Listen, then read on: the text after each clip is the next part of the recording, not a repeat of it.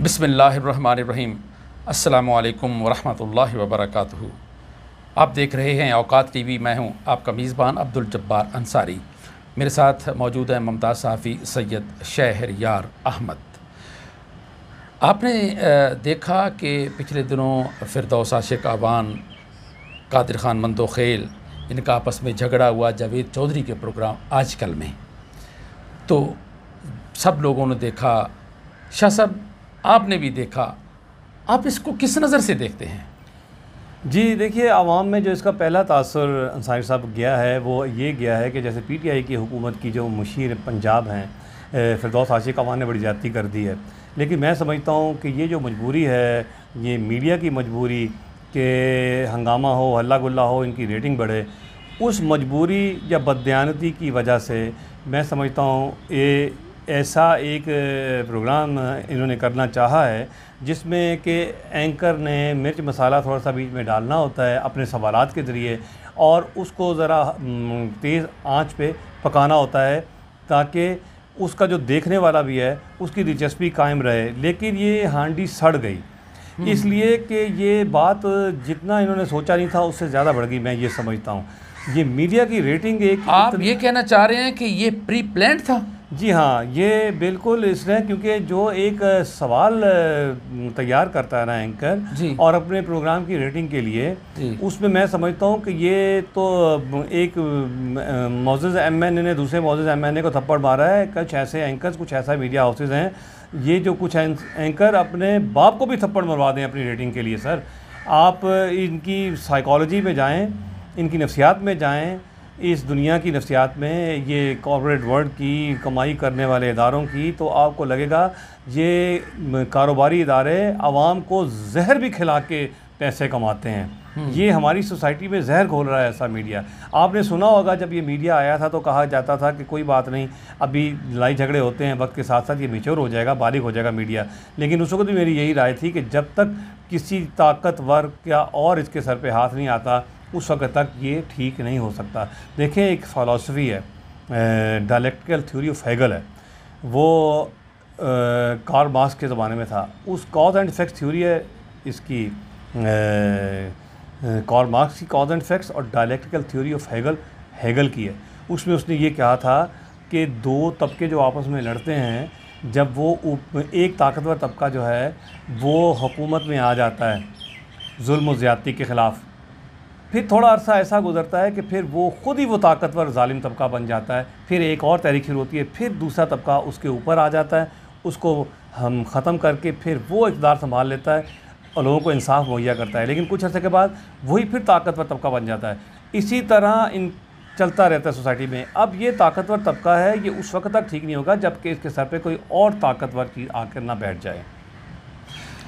सैयद शहरयार, हमें ये बताइए कि आप कह रहे हैं ये प्री प्लान्ड है, तो ये फ़िरदौस आशिक़ आवान माशाल्लाह पढ़ी लिखी सियासतदान है और कादिर ख़ान मंदोखेल भी पढ़े लिखे इंसान हैं, इनको नहीं पता चला कि ये इनको जानबूझ के लड़ाया जा रहा है? ये बच्चे हैं, इनको जगह इन्हें मालूम होता है। फ़िरदौस आशिक़ आवान ने बेशुमार हज़ारों प्रोग्राम किए हैं, कभी उसने गालिम गलौज नहीं की, ना कभी किसी को थप्पड़ मारे। कोई ऐसा रेटिंग के लिए, जैसा कि मैंने अर्ज़ किया, ये बड़ी तकलीफ़ दह चीज़ है, हमारी सोसाइटी के लिए ज़हर कातिल है। इसमें ऐसे ऐसे इवेंट्स ये कर जाते हैं जिसके आवाम के अज़हान पर बड़े मनफी असरात पड़ते हैं। मंदोखेल को ये बताया गया था कि आप इस तरह के सवाल करें, इसको मैडम को चिढ़ाएँ। वो चिढ़ते चिढ़ते बात आगे तक बढ़ गई। जब मैडम ने उसको जवाब दिए तो ये बात, उसने उसके वालिद को बुरा भला कहा और गालियाँ दी हैं, यहाँ तक बात पहुँच गई जो कि हमें बताया गया है। आप ये देखें, मैडम गालियों, शायद एक मिनट, ये जो गालियों की आप बात कर रहे हैं, फ़िरदौस आशिक़ आवान ने भी तो गालियाँ दी हैं ना कादिर ख़ान मंदोखेल को? दी हैं। देखें, अब आपको अब एक ने गलत काम किया, दूसरे को तो संभालना चाहिए था ना? नहीं, ऐसी ये सोचना चाहिए था। उसने ये बोला है कि हमारी हुकूमत तो जितनी मर्जी तनकीद करें। देखिए अंसारी साहब, आप इस प्रोग्राम में बैठ के मेरे बाप या मेरी फैमिली के बारे में उल्टी सीधी कोई बात कह देंगे, तो नहीं बनता कोई। हाँ, आप सियासत पे बात करें, सियासत जातियात पे नहीं जाना चाहिए। मेरी कारकर्दगी भी करें जी, सियासत पे करें सियासतदानों की। या आप बिल्कुल ठीक कह रहे हैं, जातियात पे जाते हैं तो इंसान का रिएक्शन, किसी का भी किसी तरह का भी रिएक्शन, सख्त रिएक्शन हो सकता है। बिल्कुल। आप ये देखें, लोगों ने उसका एक थप्पड़ देखा है, और जो वो मंदोखेल जो गालियां दे रहा है उसको वो बीप कर देते हैं वहाँ पे, उसकी गालियां नहीं सुना रहे, उसकी नहीं सुना रहे। इसकी मतलब है ये 2 नंबरी की है जावेद चौधरी ने। ये जो है क्लिप रिलीज़ करने से पहले उसने उसको एडिट किया है ताकि सिर्फ बदनामी हो पीटीआई की हुकूमत की। अभी आप मूवी देखने जाते हैं कोई, और मूवी में आप देखते हैं हाफ टाइम के बाद, ब्रेक के बाद आप वहाँ पहुँचते हैं, देखते हैं हीरो जो है सबको कत्ल गारत कर रहा है, मार रहा है दुश्मनों को। आप कहते हैं यार ये क्या हो गया, हीरो दीवाना हो गया, लेकिन आपने उससे पहले आधा फिल्म नहीं देखी होती। ये एक्शन रिएक्शन किस चीज़ का रिएक्शन है, क्या पता वो जो दुश्मन है उसकी महबूबा को उठा के ले गए हों, उसकी बहन को बेआबरू कर दिया, उसके माँ बाप को कत्ल कर गए हों, और उसका आपने ये रिएक्शन देखा है। लेकिन चूंकि आप बाद में देख रहे हैं, आपके लिए वो हैरानी की बात होती है। ये रिएक्शन कोई ना कोई ज़रूर वजह हुई है। वो कहती है तहकीकात करो, फिरदौस आशिक अवान कहती है, तो उसको तहकीकात होनी चाहिए, उसको पीछे नहीं हटना चाहिए। उसने कादिर खान मंदोखेल पे 1 अरब रुपए का जो हर्जाना किया है, और वो मैं समझता हूँ कि वो बिल्कुल ठीक है। अब ये देखें केस आगे कहाँ पहुँचता है। तो कादिर खान को जिसको थप्पड़ मारा है उसने कोई केस नहीं किया? नहीं, वो भी करेगा, जवाब देगा। अब वो उसका जवाब देगा, वो इस बात को साबित करेगा जिसने पहले केस किया है उसको थप्पड़ लगा है, तो वो उसकी ऑडियो का फॉरेंसिक रिपोर्ट आएगी, किसने ये वीडियो बनाई है, वो वीडियो पेश की जाएगी, उनके एंकर जाएगा जावेद चौधरी, गो के वो फरीक बना हुआ है एंकर चौधरी जो मंदोखेल की तरफ बना हुआ है, और उसके तमाम सवाल जवाब जो हैं वो गलत हैं। शाह साहब, अब हम प्रोग्राम को वाइंड अप करते हैं। आप इसमें मुझे ये बताइए कि जावेद चौधरी का इस सारे मामले में क्या किरदार है? अंसारी साहब, ये जो वाक़या हुआ है ना, थप्पड़ मारने वाला कादिर खान मंदोखेल को, इसमें जावेद चौधरी का मरकज़ी किरदार है, ये सहूलतकार का किरदार है।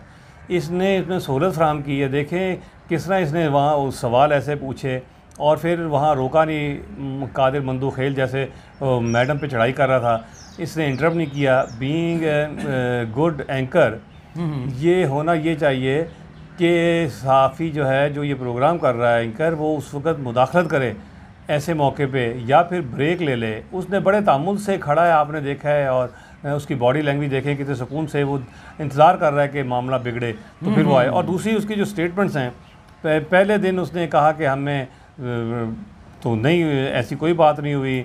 कामरान शाहिद को इंटरव्यू देते हुए उसने बोला कि ऐसी तो कोई बात नहीं हुई, और झूठ बोल दिया। फिर उसके बाद दूसरे दिन प्रोग्राम किया मुजीबर रहमान शामी के साथ, तो कहने लगा ये इवेंट हो गया था जी पहली ब्रेक में, और उसके बाद हमने 2 ब्रेकें और की, और लेकिन फिर नीचे से लोग आ गए, दोनों मौजूद मेहमानों के साथ जो उनका स्टाफ आया हुआ था, उन्होंने आके किसी ने बना ली होगी। देखो कितना बड़ा झूठ है। ये इवेंट पहली ब्रेक में हुआ, उसके बाद ये प्रोग्राम होता रहे। अगर पहली ब्रेक में 1 मिनट में 2-4 गालियों का तबादला होता और एक थप्पड़ पड़ जाता, 1 मिनट भी नहीं लगता इसमें। और उसके बाद नीचे खबर पहुंची, नीचे से उनके स्टाफ के लोग ऊपर आए, स्टूडियो में आए, उसके बाद उन्होंने वीडियो भी बनाई। देखें कोई भी शख्स इसमें इनसे सवाल करेगा, जावेद चौधरी को मेरे साथ, मुझे अगर मौका आप दें जावेद चौधरी के साथ बात करें, उससे मैं ऐसे सवाल करूंगा, एकदम पता लग जाएगा कि सारी वारदात के खुर्रे जो हैं वो जावेद चौधरी की तरफ जाते हैं, और जावेद चौधरी ही ज़िम्मेदार है इसका। बहुत बहुत शुक्रिया शाह जी, आप हमारे प्रोग्राम में तशरीफ़ लाए। इसके साथ ही अब्दुल जब्बार अंसारी और मेरे मोअज़्ज़ज़ मेहमान सैयद शहरयार अहमद को इजाज़त दीजिए। अल्लाह हाफ़िज़।